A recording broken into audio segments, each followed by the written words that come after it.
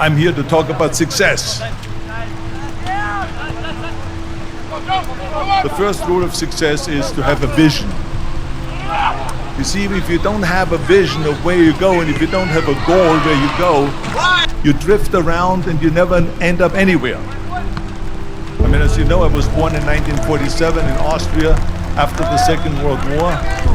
So I was very fortunate that I stumbled onto my vision. And I didn't really like Austria when I grew up. I couldn't wait to get out of there. I couldn't see myself becoming a farmer or a worker in a factory or anything like that. Even though my parents wanted me to stay there and have a normal life. But that was their vision, not mine. My vision was totally different. I felt that I was born for something special, for something unique, for something big. And then one day I went to school. I remember I was 11 years old, and they showed a documentary about America.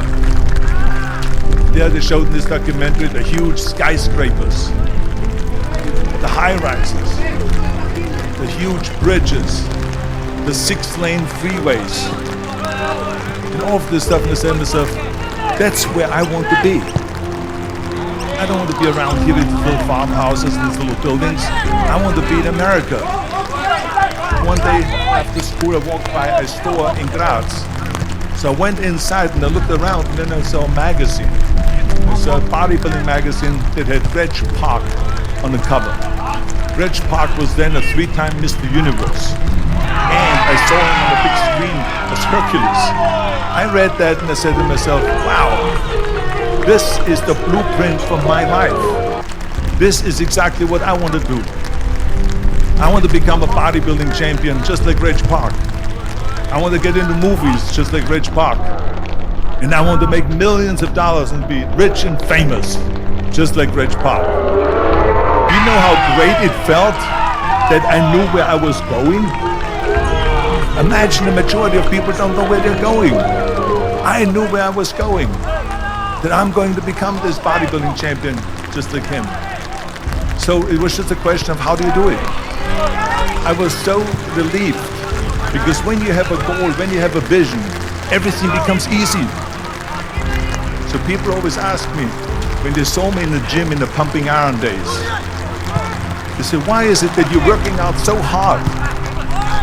5 hours a day, 6 hours a day, and you have always a smile on your face.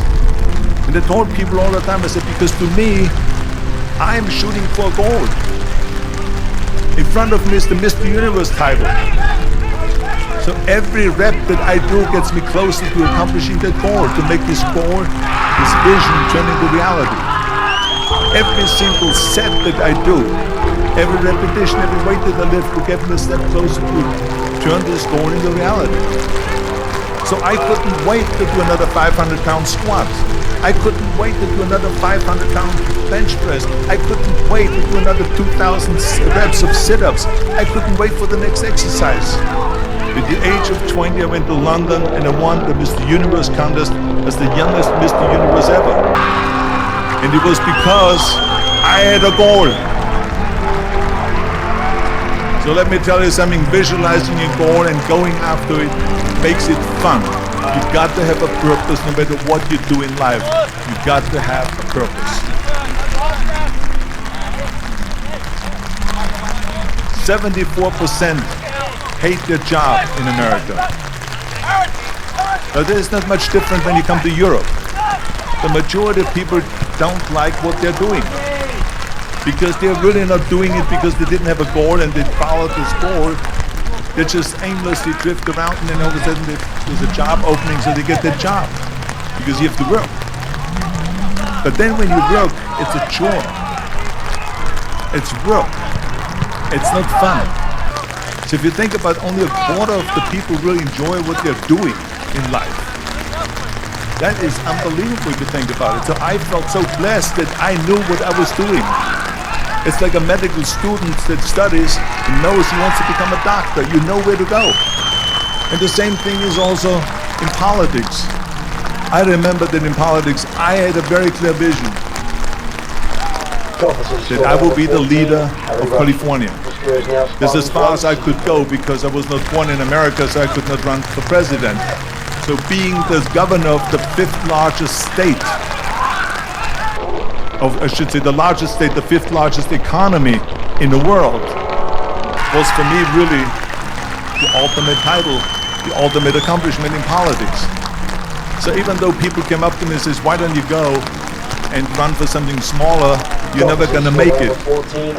I ran for governor and then 2 months later I became governor of the state of California. Again, because I had a very clear vision what I'm gonna do with California. So that's rule number one, have a vision. Rule number two is don't listen to the naysayers. Don't listen to the naysayers.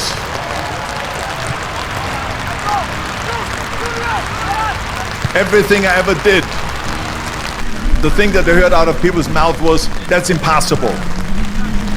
That can't be done. Or no. That is exactly what I heard, and of course I proved to the people that it can't be done. So whenever someone said to me, it can't be done, I heard it can be done. When they said no, I heard yes. And when they said it's impossible, I heard it is possible. I'm a strong believer of what Nelson Mandela said, that everything is always impossible until someone does it. Well, I'm gonna be the one that said to myself, I'm gonna do it and I'm gonna show it to them. Maybe it has never been done before. That's perfectly fine with me. But I'm gonna do it. And I did not listen to the naysayers. It's all about the hard work that you put in.